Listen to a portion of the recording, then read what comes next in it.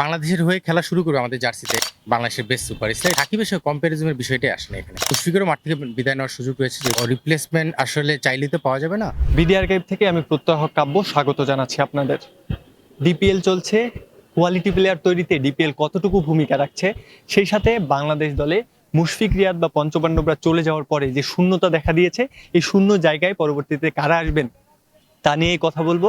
সাবেক ক্রিকেটার, সাবেক নির্বাচক প্যানেলের সদস্য এবং বর্তমানে আবাহনীর কোচ হিসেবে আছেন হান্নান সরকার। যদি আপনি সোশ্যাল মিডিয়ায় ফলো করে থাকেন যে ক্রিকেট ফুটবল নিয়ে একটা কনফ্লিক্ট হচ্ছে, হামজা চৌধুরী এসেছেন, সাকিব আল হাসান, হামজা চৌধুরী কাকে সেরা মনে হয় ক্রিকেটার হিসেবে?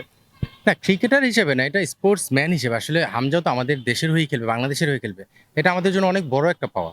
মানে হামজা নো ডাউট ওয়ার্ল্ডের ওয়ান অফ দ্য মানে known player, one of the big player আমরা বলবো, যে এই ধরনের ফুটবল খেলে, ইংলিশ প্রিমিয়ার লিগ খেলা প্লেয়ার। আমার মনে হয় যে অনেক বড় প্লেয়ার, বাংলাদেশের হয়ে খেলা শুরু করবে আমাদের জার্সিতে, এটা আমাদের জন্য অনেক বড় একটা পাওয়া। তাকে অবশ্যই আমরা চাইবো যে বেস্ট খেলাটা খেলেও বাংলাদেশ ফুটবলকে এগিয়ে নিয়ে যাক।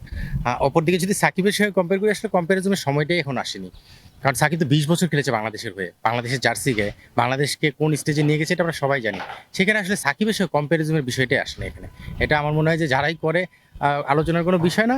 তবে আলোচনায় যেহেতু চলে এসেছে, আমার কাছে মনে হচ্ছে সুপারস্টার এই মুহূর্তে সাকিব বাংলাদেশের বেস্ট সুপারস্টার, এটা বলতে হবে, এটা অস্বীকার করার কোনো উপায় নেই।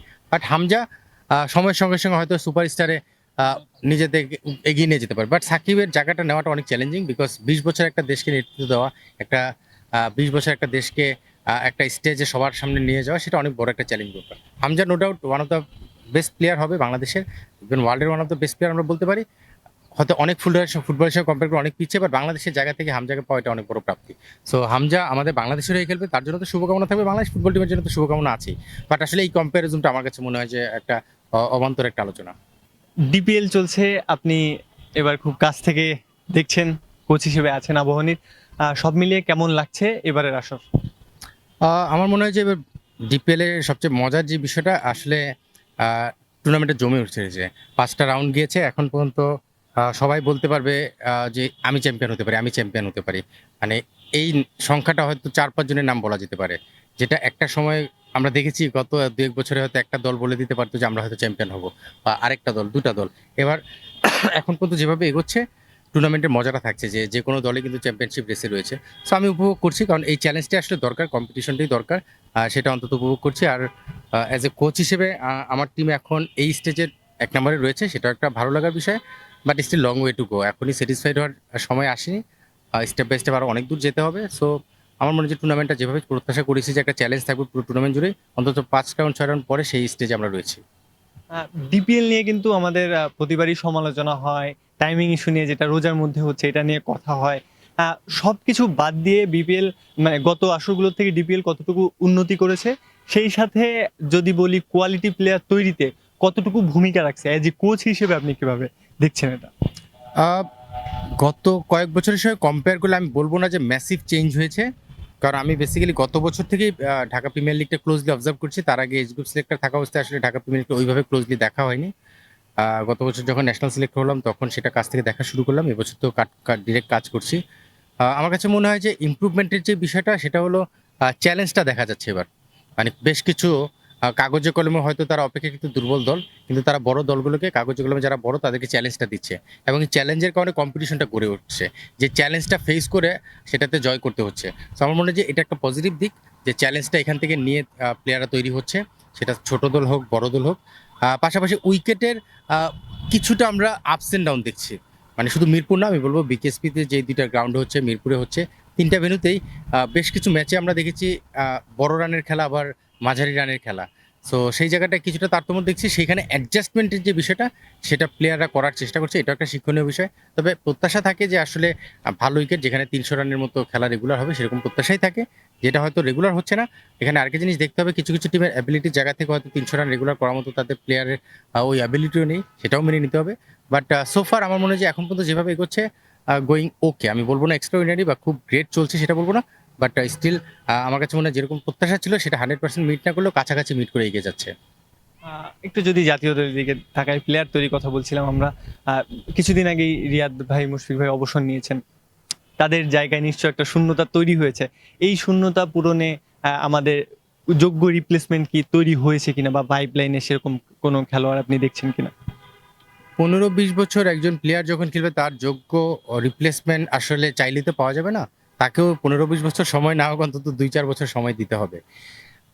সেই 2-4 বছর সময় দেওয়ার মতো যে প্লেয়াররা রয়েছে, সেই প্লেয়ারদের পুলটা হয়তো আমি কয়েকজনের নাম হয়তো বলতে পারি যারা এই মুহূর্তে সেই জায়গাটা একটু এগিয়ে রয়েছে। ঢাকা প্রিমিয়ার লিগটা শেষ হওয়ার পরে নিশ্চিতভাবেই তারা সেই এগিয়ে থাকা স্টেজ থেকে কতটুকু আরেকটু এগিয়ে যাবে সেটা দেখা যাবে। বাট এই মুহূর্তে আমার কাছে মনে হয় যে আমি যদি দেখি নুরুল হাসান সোহান, অঙ্কন, আকবর এই ৩ জন রয়েছে। তার সঙ্গে যদি আমি দেখি আফিফ, ইয়াসির আলী রাব্বি, সঙ্গে শামীম পাটোয়ারি, এই ৬-৭ জনের নাম যারা মিডল অর্ডার ওই মুশফিক এবং রিয়াদের জায়গাটায় খেলার মতো নিজেদেরকে তৈরি করতে পারে এবং এখন পর্যন্ত সেই পজিশনে নিজেদেরকে প্রমাণ করেছে সোফার। রিপ্লেসমেন্ট হিসেবে তাদের নামগুলো আলোচনায় একটু উপরের দিকে থাকতে পারে। বাট ঢাকা প্রিমিয়ার লিগটা অবশ্যই তাদের জন্য একটা প্রমাণ করার জায়গা হতে পারে এবং সেটা তারা করার চেষ্টাও করছে। সো আমার মনে হয় যে তাদেরকেও নিশ্চিতভাবেই ১৫-২০ বছর খেলার একজন প্লেয়ারকে রিপ্লেস করার জন্য ২-৩ বছর সময় দেওয়া দরকার। সেই সময়টা যাকেই দিবে তার সেটা নিজেকে প্রস্তুত করে যাওয়া খুবই জরুরি এবং তারপরেই সেই জায়গাটায় রিচ করা সম্ভব।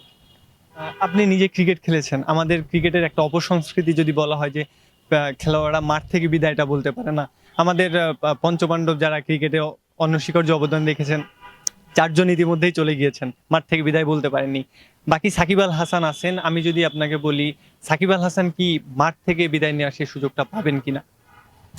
আহ এটা তো আসলে সময়ই বলে দিবে।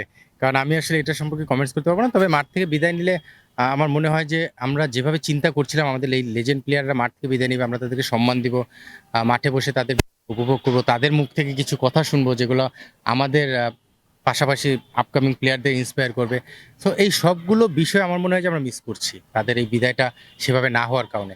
আ সাকিবের অপশনটা এখনো রয়েছে সেই মাঠ থেকে বিদায় নেওয়ার। ইভেন মুশফিকেরও মাঠ থেকে বিদায় নেওয়ার সুযোগ রয়েছে যেহেতু টেস্ট ক্রিকেটটা খেলবে। সো আমার মনে হয় যে যেটা পাস্ট হয়ে গেছে সেটা তো আর ফিরিয়ে আনা যাবে না। বাট যেটা এখনো সামনে সুযোগ রয়েছে সেটাকে কিভাবে ম্যাচ আপ করা যায় বা সেই জায়গাটায় যদি আমরা পাই সেই প্রাপ্তিটা আমার মনে হয় ভালো হবে। তবে তার সঙ্গে একটা জিনিস যোগ করতে হবে, এটা আসলে অ্যাবসোলিউটলি একজন প্লেয়ারের ইন্ডিভিজুয়াল কল। ক্রিকেট বোর্ডের চিন্তাভাবনা, ক্রিকেট বোর্ড কীভাবে চিন্তা করছে, কীভাবে ভাবছে সেই বিষয়টা যেমনটা রয়েছে, পাশাপাশি প্লেয়াররাও যদি তাদের জায়গা থেকে একটু চিন্তাভাবনাটা এগিয়ে রাখতে পারে তাহলে এই কাজটা হয়তো মিলে যাবে। খাপে খাপ মিলার একটা বিষয় আছে না সেই বিষয়টা। সো আমি আশা করি বাকি যেই দুজন আছেন সাকিব এবং মুশফিক তারা যদি মাঠ থেকে বিদায় নেয় তাহলে হয়তো কিছুটা আমরা তৃপ্তি পাবো যে বাকি ৩ জন হয়তো নিতে পারেনি। বাট এই দুজনের বিদায়টাকে আমরা উপভোগ করতে চাই। ক্রিকেটার হান্নান সরকার, নির্বাচক হান্নান সরকার, কোচ হান্নান সরকার, কোনটাকে বেশি উপভোগ করেন? ৩টা ৩ ধরনের। আসলে ক্রিকেট খেলাটা তো অনেক আগেই ছেড়েছি। ক্রিকেট খেলাটা এখন আর একদমই মিস করি না। ২০১১ তে যখন খেলা ছেড়েছি তারপর থেকেই ক্রিকেট খেলার বিষয়ে খুব বেশি ওইভাবে চিন্তা করিনি। তখন কোচিংয়ে ছিলাম, তারপরে সিলেক্টর হলাম, এখন আবার কোচিংয়ে। সিলেকশন জবটা আমি খুব এনজয় করেছি। আমার কাছে মনে হয়েছে খুব রেসপেক্টেবল একটা জব এবং খুবই চ্যালেঞ্জিং, যেটা অফ দ্য ফিল্ড মানে ক্যামেরা বা মাঠের বাইরে থেকে কাজ করা। সেই কাজটাতে আমি খুব উপভোগ করেছি এবং আমি আমার চেষ্টা করেছি বেস্টটা করার জন্য। আলহামদুলিল্লাহ আমি মনে করি যে আমি সাকসেসফুলি সেটা করতেও পেরেছি। আর কোচিংয়ে মাত্র শুরু করলাম। একটা সময়ের বিরতির পরে আবার কোচিংয়ে শুরু করলাম। সেখানে চেষ্টা করছি, উপভোগ করছি। বাকিটা সময়ের সঙ্গে, সঙ্গে জাজমেন্টে যেতে পারবো যে আসলে কিভাবে হচ্ছে, কেমন হচ্ছে। বাট আমি খুব উপভোগ করছি ৩ ধরনের কাজ। যখনই যে দায়িত্বটা আসছে, যেই কাজটা আসছে, সেই কাজটাকে আমি উপভোগ করার চেষ্টা করছি।